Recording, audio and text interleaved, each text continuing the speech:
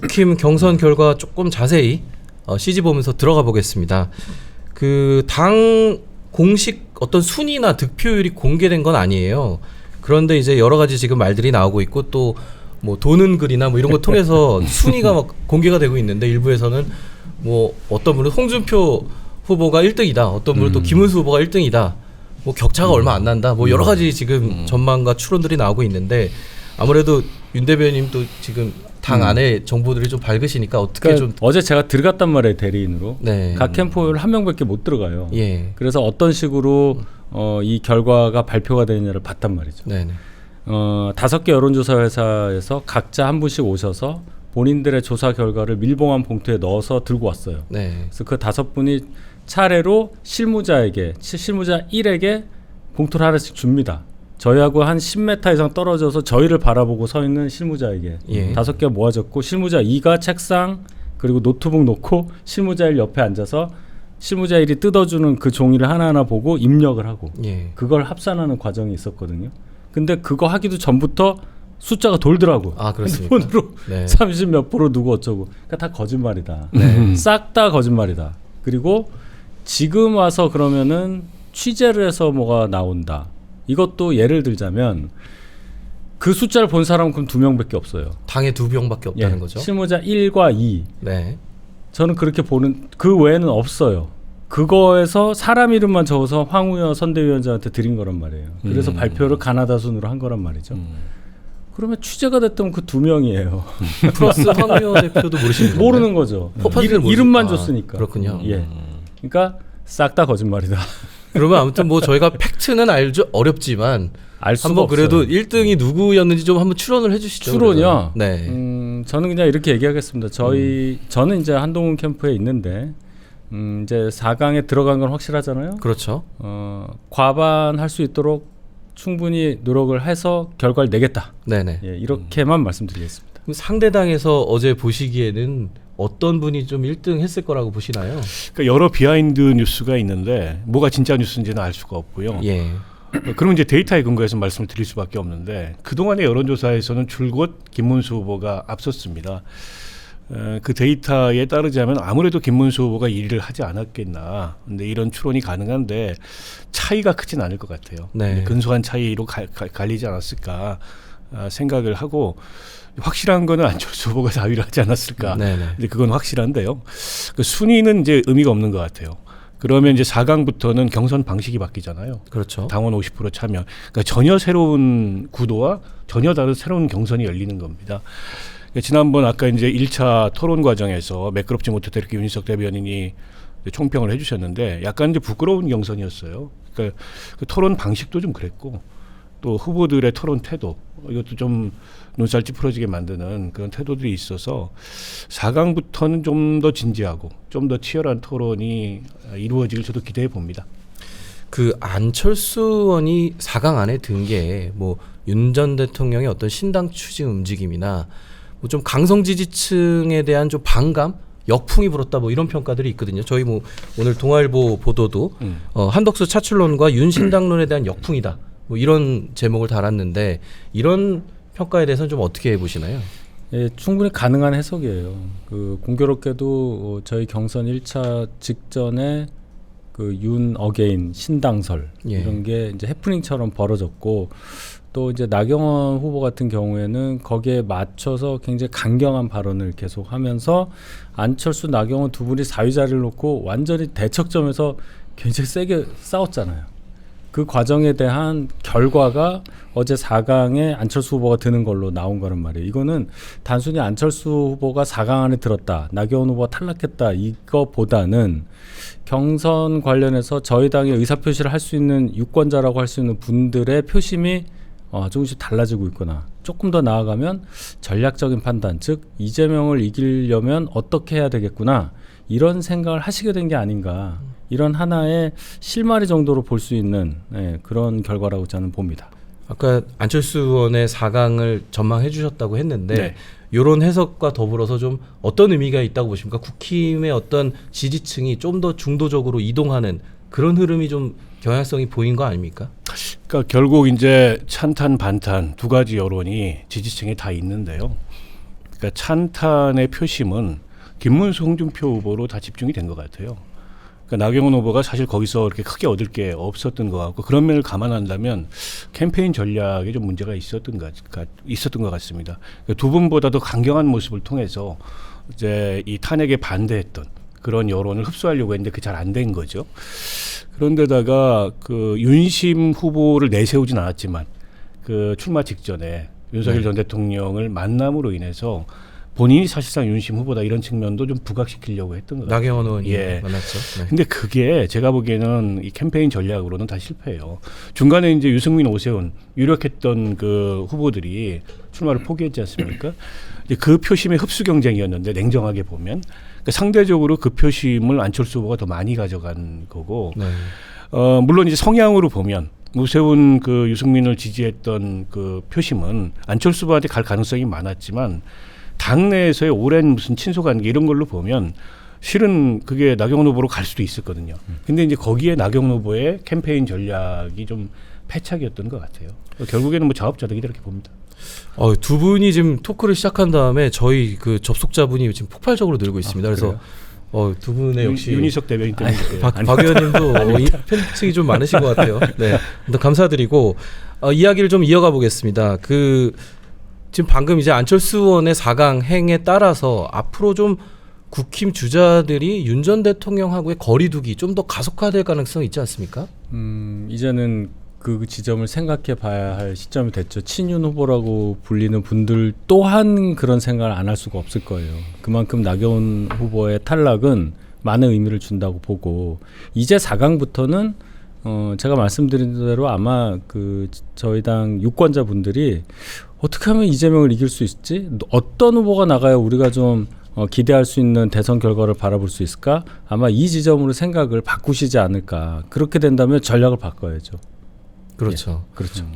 만약 국힘이 이렇게 나오면 민주당도 조금의 그 위기감 혹은 조금 전략 수정이 필요하지 않을까요? 너무 그렇죠. 이제 국힘 경선을 지켜보면서 아마도 민주당도 이제 본선 전략에 대해서 재검토를 할 텐데, 근데 저는 여전히 선긋기를 할 수 있을까? 그러니까 여기서 선긋기를 하면 그냥 뭐 이제 윤 대통령은 파면당한 대통령이기 때문에 더 이상 뭐 선거에서 거론할 이유가 없다 이런 정도가 아니고 이제 출당 조치와 같은 그런 가시적인 선긋기가 가능할까? 그러니까 아마 그런 얘기를 어느 후보인가는 저는 하게 될 거라고 봅니다. 그러니까 이게 이제 본선에 가면 결국에는 확장성 경쟁인데 윤석열 대통령을 그대로 놔두고는 그걸 기대하기가 어려워요. 그러니까 윤석열 대통령이 저지른 잘못이 워낙 크기 때문에 이 유권자들의 마음을 돌이키기가 어렵거든요. 때문에 국민의힘에서 어쨌든 그 파면당한 대통령의 잘못에 대해서 지적하고 거듭나겠다는 약속을 하더라도 그와 관련된 어떤 가시적인 조치 이게 있지 않고서는 저는 그 본선의 확장성을 기대하기 어렵기 때문에 아마도 한동훈 후보가 됐든 안철수 후보가 됐든 안철수 후보는 벌써 그런 말씀을 하셨죠. 탈당해야 된다. 근데 거기서 더 나가서 출당시켜야 된다. 이런 얘기가 나올 가능성이 있고 그게 하나의 쟁점이자 이슈가 될 수도 있을 것 같습니다. 박 의원님이 제시를 해주셨으니까 좀 한번 제 질문 드려보겠습니다. 한동훈 후보가 향후 경선 토론에서 윤 대통령에 대해서 뭐 출당이나 탈당 뭐 요구하거나 이럴 가능성이 좀 있을까요? 일단 당대표에 계실 때 윤 대통령 출당을 위한 윤리를 소집을 한 적이 있어요. 네. 우리가 이제 그걸 잊었는데 그 당시에 그 정도 주장을 하셨기 때문에 윤 대통령의 거취에 대한 입장은 이미 서 있는 겁니다. 그렇군요. 다만 이것을 당에서 강제로 출당하는 것까지 해야 하느냐에 대해서는 유권자들이 바라보는 그 감정이라는 것도 고려를 해야 되는 거 아니겠어요? 윤 대통령 이미 1호 당원이 아니라 이제 평당원이 되신 분인데 그런 상황에서까지 그런 출당이라고 하는 그런 방법을 써야 하느냐에 대해서는 이견이 있을 수 있기 때문에 한동훈 대표가 지금까지 얘기한 것은 본인의 선택에 맡기자라고 얘기를 했습니다. 아마 거기서 크게 달라지지 않은 입장을 지금도 유지하고 있다고 보는데 경선 과정에 따라서는 뭔가 좀 변화 있는 말씀을 하실 수도 있지만 제가 볼 때는 안철수 의원처럼 그렇게 너무 강력한 그런 얘기를 할 필요가 있을까? 예. 그러니까 안철수 의원이 그런 말씀하실 때는 기사가 안 되는데 사실은 한동훈 후보께서 말씀하시면 이거 엄청 큰 기사가 될 것 같은데요. 예. 느낌이. 상당히 깊은 전략적 숙고가 필요한 부분인데 2차 경선에 또 당심이 들어오기 때문에 약간 부담스러우실 것 같긴 합니다. 그래서 그 부분은 네. 뭐 제가 여기서 뭐라고 말씀드리기는 어렵고 알겠습니다. 사실 이거를 경선 후보들이 부담을 지도록 할 게 아니고 당 지도부가 해결했어야 됩니다. 그렇군요. 당 지도부가 그걸 회피하고 있는 거예요. 근데 윤석열 대통령이 출당시킨다 그래서 강경 보수층의 표심이 국민의힘 밖으로 도망가지 않습니다. 그럴 수가 없는 구조예요. 지금 이 선거 구도라는 게. 지도부가 과감하게 그 역할을 해줬어야 되는데 그걸 회피함으로 인해서 사실은 후보들 입만 쳐다보는 이런 상황이 된 거죠. 경선 구도 얘기를 좀 더 해보겠습니다. 당초 뭐 1대3 구도가 되면 한동훈 후보가 좀 유리하다 이런 전망도 있었는데 2대2가 되면서 조금 한동훈 후보 표를 안철수 후보가 좀 가져가는 거 아니냐 이런 평가 나오거든요. 그러니까 이게 제도가 바뀐 게 저희한테 좀 불편하다 생각했었는데 또 그게 아닐 수도 있게 됐어요. 무슨 얘기냐면 만약에 4명에서 그냥 단순하게 한 명만 뽑는다라고 생각하면 그 분석이 맞을 수 있죠. 안철수 후보가 어느 정도는 한동훈 후보의 표를 잠식할 수도 있으니까요. 나경원 후보가 있는 것보다는. 근데 지금 상황에서 보면은 1대3이 됐을 때 우리가 지난 주말에 있었던 2차 토론에 보면 한동훈 후보와 홍준표, 나경원, 이철우 세 분과의 토론회를 보면 1대3이 됐을 때 어떤 광경이 벌어질까가 예상이 좀 됐어요. 처음에는 굉장히 이 선이 딱 그어졌기 때문에 좀 각이선 토론이 되지 않을까 했는데 그게 아니라 1대3 발언 시간 비중이 1대3으로 되다 보니 한동훈 후보가 완전 묻혀버리는 결과가 나왔어요. 아무리 방어를 하고 또 본인 얘기를 하더라도 이 3배에 달하는 공격에 그냥 묻혀버리는. 그래서 이도저도 안 되는 상황이 아니었느냐 저는 그렇게 생각을 하는데 요번에 2대2가 되면서 특히 안철수 후보가 굉장히 센 발언을 하시잖아요. 그렇게 되면은 탄핵에 대한 반대 입장, 찬성 입장, 그리고 계엄에 대한 강력한 반대 입장, 그리고 윤 대통령과의 거리두기 이러한 선명한 메시지를 내는 분위기를 끌고 갈 가능성이 커요. 그러면 한동훈 후보가 본인의 얘기를 할 만한 공간이 넓어진다는 측면에서 보면 새롭게 우리가 예상하지 못한 4강 구도는 어떻게 보면은 선명하게 윤 대통령과 거리를 두고자 하는 분들에게는 좀 좋은 상황이 되지 않았느냐. 그런 구도라고 저는 생각합니다. 네. 지금 경선 얘기 많이 했는데 한 김에 이제 2차 경선에서 과반 후보가 나오면 바로 후보가 되고요. 네. 거기서 과반 후보가 나오지 않으면 2명의 후보가 5월 3일 날 최종 경선을 하게 됩니다. 그래서 저희가 그 탑 2를 한번 조금 예상을 한번 해보겠습니다. 박 의원님부터 좀 편하게 한번 예측해 주시죠. 그러니까 저는 결국은 탄핵 찬성 반대 여론이 국민의힘 당원 지지층 사이에 고르게 다 있는데 집중될 거라고 봅니다. 그러니까 탄핵 반대 여론도 한 후보에게, 탄핵 찬성 여론도 한쪽 후보에게. 그럴 수밖에 없어요. 그래서 결국 탄핵 찬반 후보 한 명씩으로 이제 2강이 가려질 텐데 김문수, 한동훈 후보를 예상합니다. 그렇군요. 그러니까 애초에 홍준표 후보가 경쟁력이 막 올라오고 있는 추세였는데 지난번 토론회에서 너무 많은 한계를 드러냈어요. 그런데다가 대선 후보 토론의 격을 좀 떨어뜨렸다 그럴까요? 더군다나 정치 경력이 가장 긴 분이 그로 인해서 저는 그 손해를 굉장히 많이 봤다고 생각합니다. 본인이 자초한 일이지만 상대적으로 김문수 후보 굉장히 젊잖아요. 어떻게 보면은 더 탄핵에 대해서 완강한 입장을 홍준표 후보보다 취하고 있지만은 태도가 좋은 거죠. 태도가. 그런 면이 좀 높이 부각되지 않을까. 그래서 김문수, 한동훈으로 아마 표가 집중될 거다 이렇게 예상합니다. 그렇군요. 윤 대변인 저도 비슷한 생각입니다. 근데 이제 김문수 후보냐 그러면 홍준표 후보냐 저는 홍준표 후보의 가능성을 조금 더 높게 봅니다. 네. 물론 토론 과정에서 홍준표 후보가 실수하시는 것도 있었고 또 이미지나 이런 것으를 볼 때 확장성이 있느냐 비판이 있을 수 있지만 그래도 대선을 이번에 4번째 나오시는 분이라서 확실히 노련한 부분은 인정을 해야 하고 준비 면에서 볼 때도 김문수 후보보다는 준비가 많이 돼 있는 느낌이 들어요. 그래서 결국은 한동훈, 홍준표 두 분의 대결이 되지 않을까 이렇게 생각합니다. 저희 지난 방송에서 홍익표 전 의원이 나오셔가지고 좀 아무도 좀 예상하지 않은 상태에서 홍준표 후보가 최종 후보가 될 거다 그렇게 전망을 하신 게 있거든요. 그래서 아무튼 이 결과도 다음 주 또 지켜보도록 하겠습니다. 그러니까 저도 사실 애초에 그런 전망을 했었는데 네. 전 중간에 좀 바뀌었고요. 근데 그 한동훈 후보 측에서는 전략적으로 생각할 때 김문수, 한동훈 구도가 나을 거예요. 홍준표 한동훈 구도면은 버거운 상대예요. 뭐 맘대로 되는 게 아니어서. 아니, 요즘에 뭐 국회 후보들이 약간 예능에도 나오고 이제 막 그 토론회에서 하셨던 발언보다 좀 더 옐로우스러운 발언들 더 많이 하시더라고요.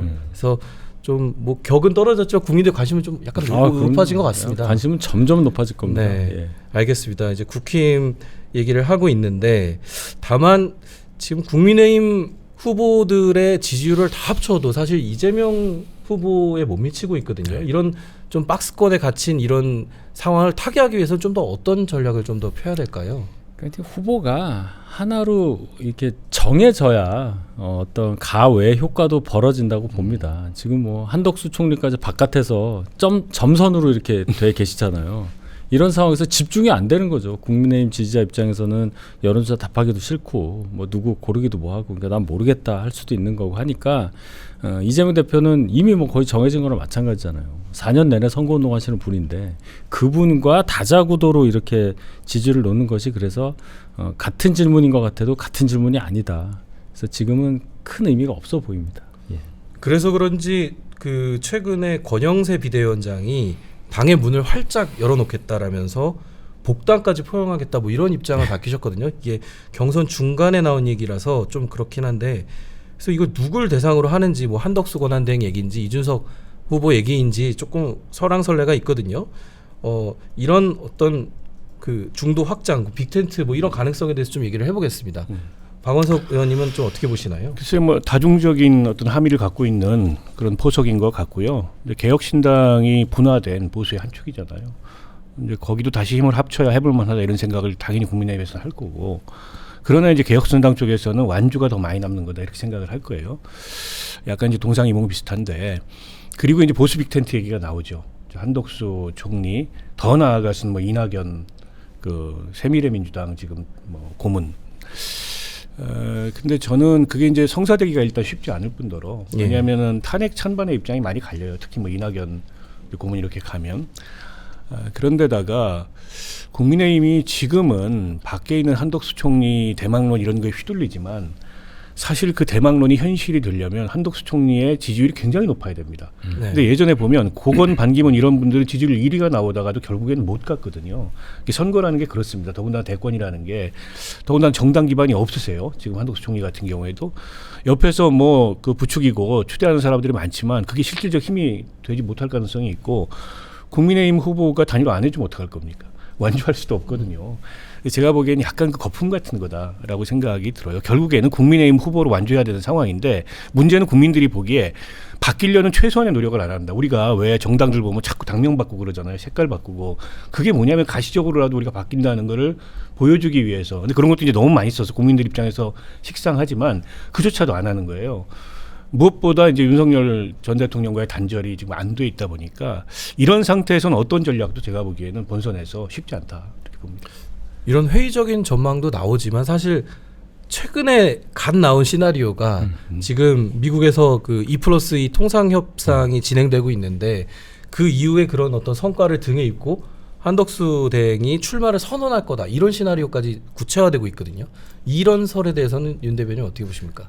뭐 그렇게 해석하려는 분들도 계시겠죠. 그러니까 역시 국정 운영을 맡을 수 있는 사람이구나. 성과가 이렇게 있으니까 50년 넘는 관료 경력을 바탕으로 해서 이번 선거에서 당선이 되면 이 혼란한 나라의 이 여러 가지 문제점을 다 해결하고 뭔가 이 시대를 이 혼란스러운 시대를 넘어갈 수 있는 역할을 하겠다. 뭐 이 얘기인데 그럼요. 그 처음부터 맞닥뜨릴 수 있는 비판은 그럼 지금까지 권한대행으로서 했었던 모든 행위들은 사전 선거 운동이 돼요. 그렇죠. 공무원으로서 그건 절대로 해서는 안 되는 거고 뭘 주장하면 할수록 그렇게 되는 겁니다. 제가 총리 때 뭐를 했고 하는 얘기가 권한대행일 때 얘기를 많이 할 텐데 지금 이 비판을 어떻게 빠져나갈 수 있을 것이며 말씀하신 대로 정당 기반이 없는 상태에서 출마를 한다 하더라도 하루 이틀까지는 모르겠는데요. 중간중간에 계속 문제가 생겨요. 조직이라든지 뭐 작은 문제도 있는 거고요. 뭐 어떻게 할 겁니까? 그거를 뭐 사무실부터 이런 아주 기본적인 것부터 누수가 생겨서 결국은 포기를 하게 되는 과정을 8년 전에 저희가 봤잖아요. 이번에 짧다고 해서 바로 나오시는데 짧다고 해도 그래도 한 달은 갑니다. 네. 그래서 최종 완주 가능성까지 생각하면 굉장히 출마가 어렵다고 저는 봅니다. 솔직히 말씀드려서. 그러니까 어제 사실은 한덕수 대행을 추대하려는 추대위가 출범했는데 당초 언론 보도에는 뭐 고건 전 총리, 손학규 전 대표, 뭐 이낙연 전 총리 이름까지 막 나왔는데 결국에는 이제 불참을 했거든요. 그래서 이 동력에 대한 어떤 실체가 있느냐 이런 부분이 좀 어제 화제가 됐는데 이 부분 어떻게 보십니까? 그러니까 저런 분들이 그렇게 가볍게 움직일 분들이 아니에요. 게다가 국민의힘의 경선이 진행 중인데 그 경선에 어떤 식으로든지 영향을 주게 되잖아요. 그런 선택을 저는 할 리가 없다고 봤고, 그러니까 이제 그 추대위 구성한 분들이 만들어낸 얘기죠. 저분들의 내락을 받고 한 게 아니고 때문에 이게 이제 거품 같은 거고 실체가 모호하다 말씀드리는 거고, 지금 한덕수 총리 두 가지를 볼 겁니다. 하나는 이제 지지율일 거고요. 하나는 이제 국민의힘의 단일화 혹은 본인에 대한 추대 가능성, 이걸 볼 텐데 저는 후자는 가능성이 없고 경선이 끝나고 후보가 정해지면 더 완고해질 겁니다. 아니 얼마 전까지 여당이었던 정당이 외부에 있는 약간의 그 추대 분위기가 있다 그래서 후보한테 후보직을 양보한다는 게 있을 수가 없는 일이에요. 그럼 정당이 깨집니다. 이거는. 때문에 그 후자 가능성은 없고 전자인데 그러면 그걸로 밀어붙여야 되는데 지지율이 압도적이지가 않아요. 그러니까 이재명 대표보다 앞서는 지지율이 나와야 돼요. 다자든 양자든. 근데 그런 지지율이 전혀 안 나오잖아요. 때문에 저는 못 간다. 결국에는 접을 거다 이렇게 봅니다. 이렇게 좀 두 분 모두 좀 회의적인 반응들을 해주셨지만 사실은 요즘 한덕수 권한대행의 워딩을 보면 이건 분명히 출마를 염두에 둔 분이라고 추론할 수밖에 없는 뭐 네. 노코멘트 발언이랄죠. 네.